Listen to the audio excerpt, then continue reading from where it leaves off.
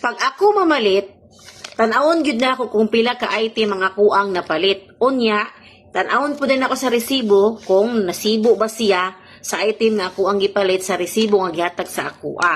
As of today, nagpalit ko og 3 ka item.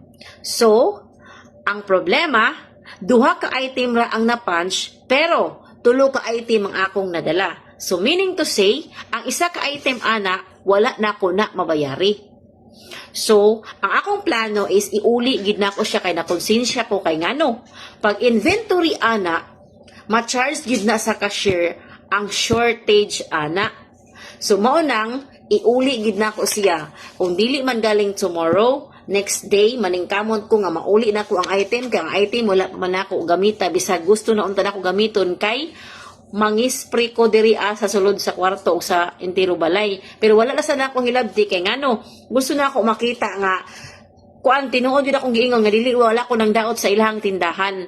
Mo nang ang resibo ako na po siyang gitago para ma-inform pud na ako sila ba nga kanang tinuod ang akong giingon. Dili ni pandaot sa store ako dili pud di siya pandaot sa mga empleyado. Ang ako lang is kanang bitong mauli ba ang kwarta kay I know nga i-charge sa ilaha, so bawas sa ilang sweldo.